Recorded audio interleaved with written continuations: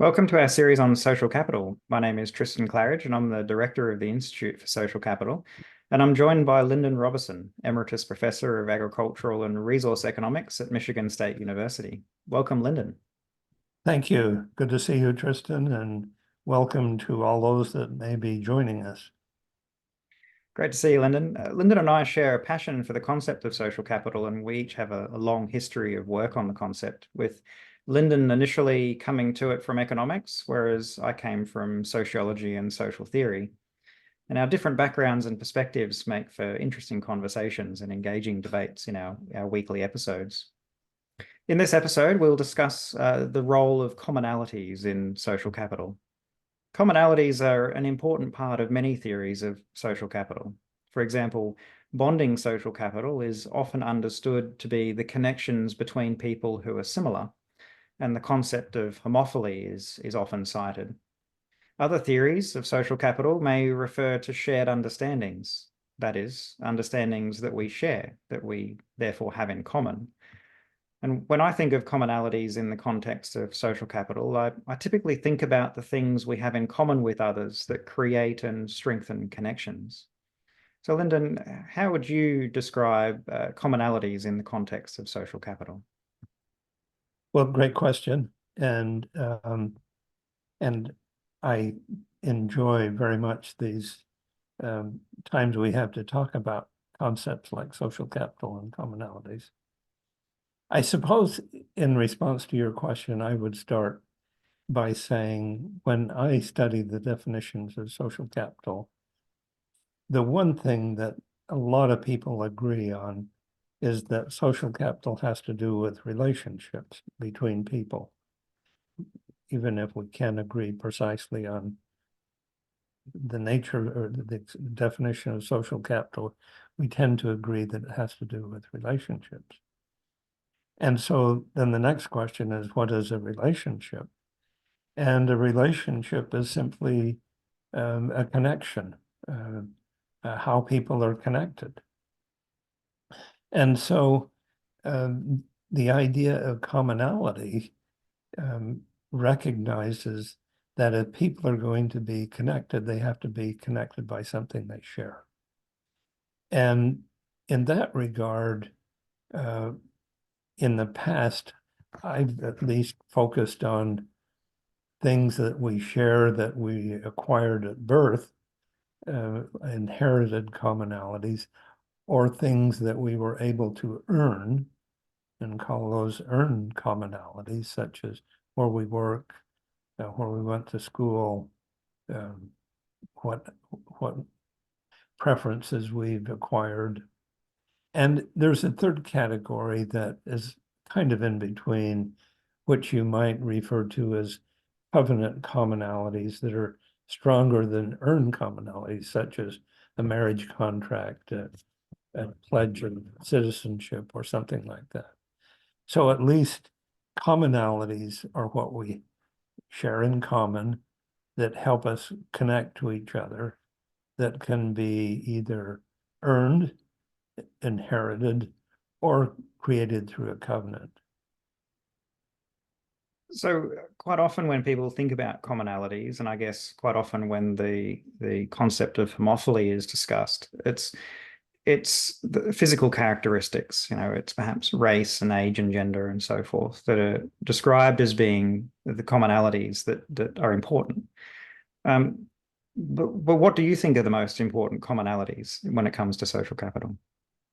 So the idea of homophily is often described with a little couplet, birds of a feather flock together, and homophily is simply saying we're attracted to each other, to others with whom we share the same feather, if you wanted to use that analogy. So, but not all commonalities are equally important. For example, in a large city, lots of people may find their names in the same telephone book, but that certainly isn't the basis for much of a relationship. So for a commonality to really be effective in creating a connection, it has to lead to the exchange of what something significant that I refer to as a relational good, an intangible signal that satisfies a social emotional need. It could be an exchange of a commodity on favorable terms that signals something more than an arm's length relationship.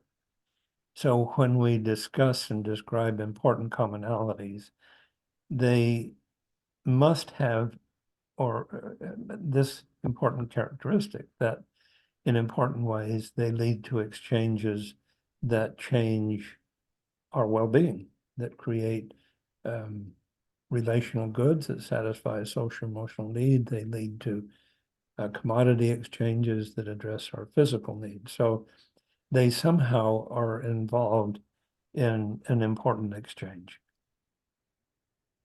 So there's something about the commonality then that gives it meaning, that simply being in the same telephone book is a commonality that doesn't have any meaning and significance. Whereas if we're in the same yearbook because we went to the same high school at the same time, that may or may not, for different individuals, have some significance. And so that is a commonality that is important.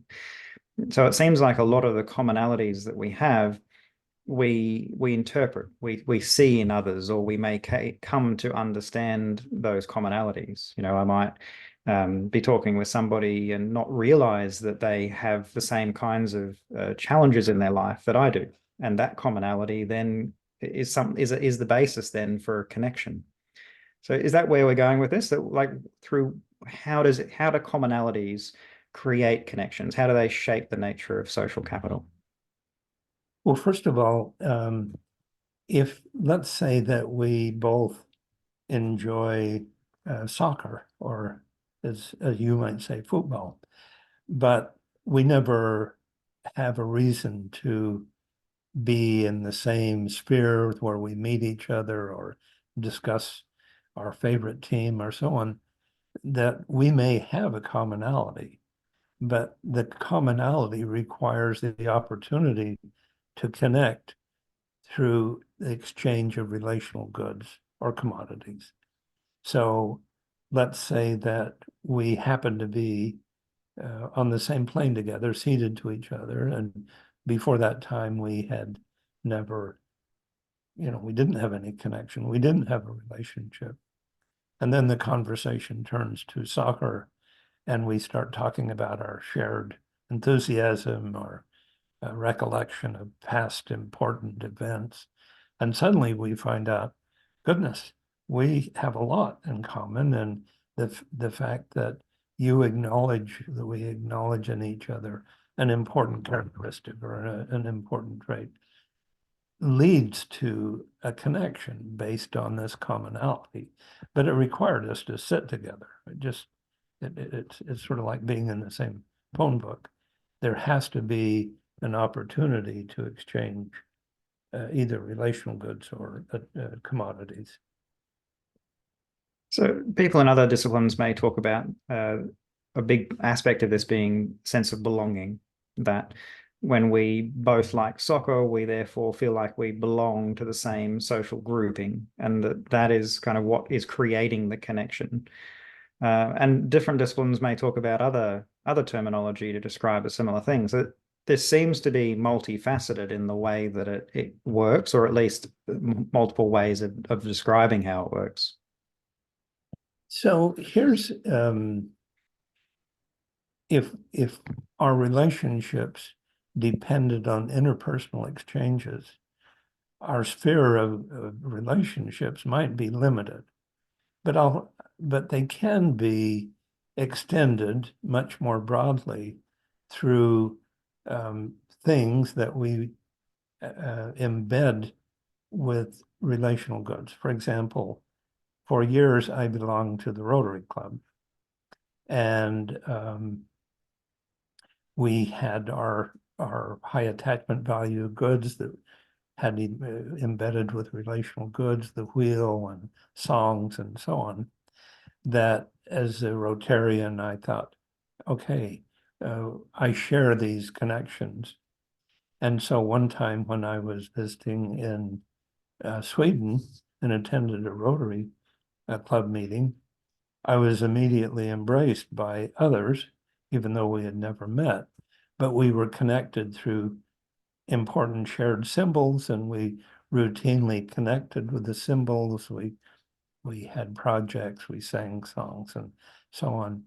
So the idea of commonalities can be attachment value goods embedded with relational goods that can connect people and groups, even though they may not have face-to-face exchanges.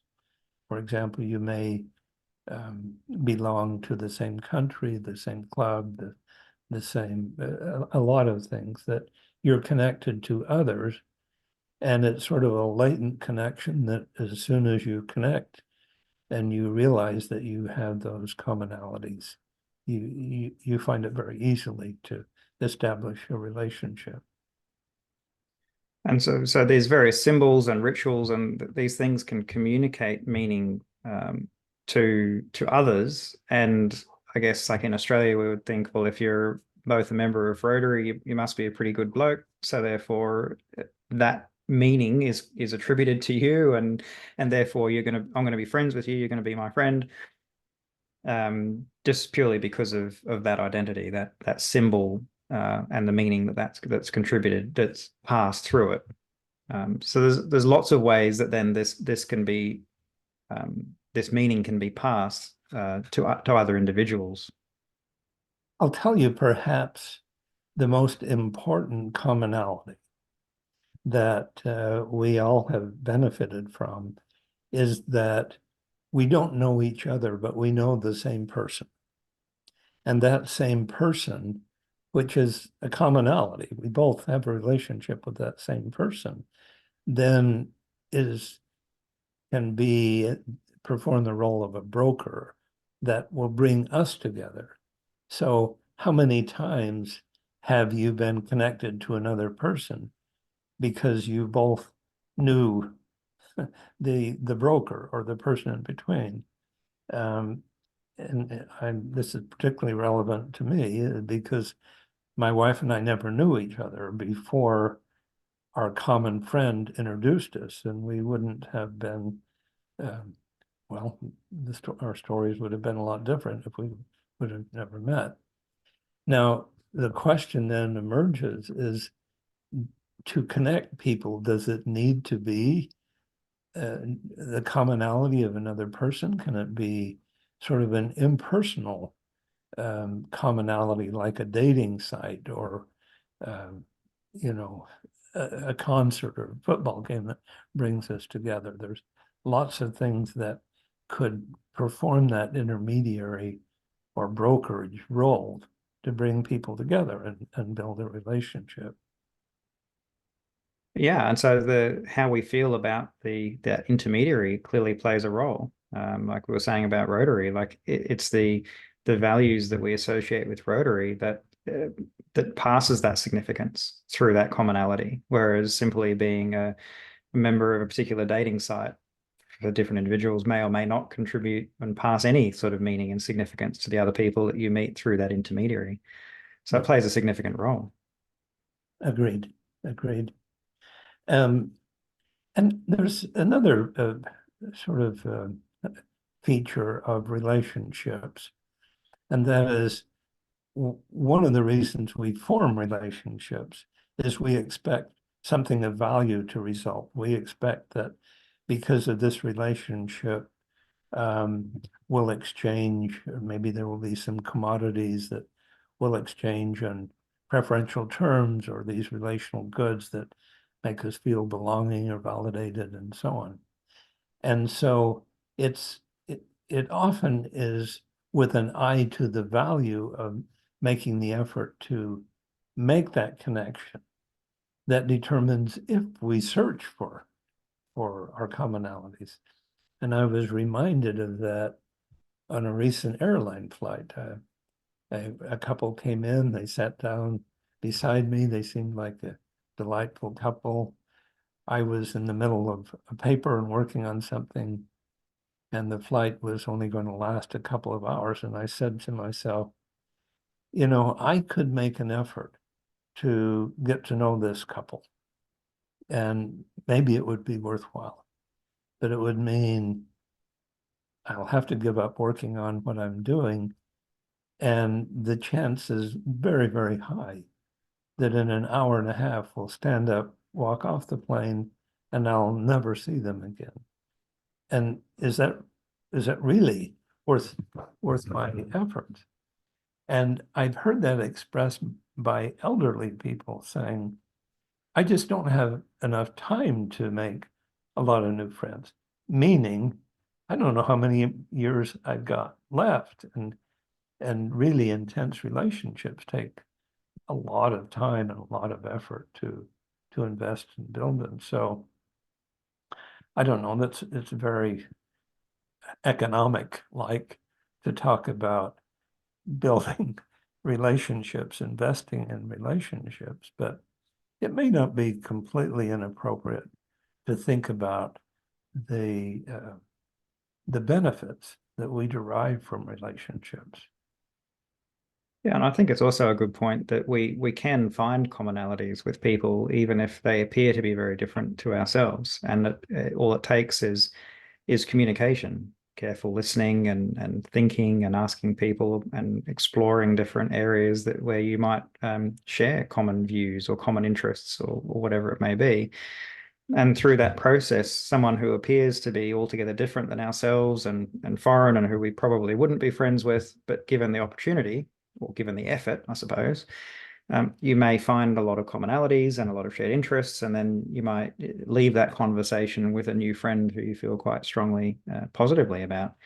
And quite often, the only barrier is actually taking the time and effort and interest to do it. That it can be done with virtually anybody, of course, maybe not everybody, but more often than not, I think you would find commonalities. I couldn't agree more, Tristan. And in fact, I'm feeling a little bit guilty that I didn't make an effort to search for commonalities with this fine young couple that I was sitting next to. And probably the next time I will make the effort. But I would like to maybe turn our conversation in just a slightly different direction. We've been talking as though commonalities will create positive outcomes. But what if the commonality leads to a competitive relationship? I mean, we're both striving for the same goal. I on a holiday occasion one time, I saw, I wasn't participating, but customers were lined outside the store's door trying to be first in line because there was a quota on who would get access to these deep discounts. And these people waiting in line had a lot in common. They all wanted to benefit from the reduced price, provided they were first in line. And they approached each other not with the idea of building empathy or something like that. They viewed each other as possibly denying them the advantages of getting in the store first. So I guess, what do you think about, are all commonalities going to lead to us holding hands and singing Kumbaya, or where do we go with this? No, most certainly not. I mean, I think identification of commonalities shapes the nature of the relationship. But of course, as we know, the relationship can make many turns. It can have many different characteristics. And, people you're sitting next to on the plane, potentially through discussions, you would find commonalities or perhaps differences that really wouldn't have produced a positive and strong relationship. And as you've highlighted as well through the concept of cheap social capital, sometimes the commonalities we find where they're against some other entity can create negative outcomes as well. It may create a connection between yourself and the other person you find the commonality with, but because it's a shared antipathy towards something or someone, or some other group, it can create negative outcomes anyway. So I think there's a huge scope for different outcomes to occur.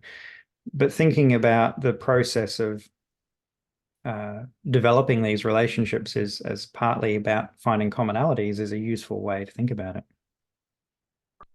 Indeed, and you raised the concept of what if the shared commonality is our mutual dislike or disregard for another person. In the US, we're in a political season now, and nothing, if you express a preference or dislike for one or the other candidate, you may either make an instant connection or an instant conflict. And so, but the nature of creating shared commonalities or a commonality of shared antipathy, it's a very inexpensive way to build a relationship, but not a very meaningful relationship. And it doesn't last long when it depends on having a shared object of antipathy. And the worrisome thing is that because it's so inexpensive and so easy to create a relationship by forming shared antipathy, that it will be overused instead of the really meaningful connections that lead to exchange of relational goods. Yeah, it certainly can. Well, that's all we've got time for in this episode. Thanks, Lyndon, again for such a fascinating conversation, and I look forward to the next one. Thank you, Tristan.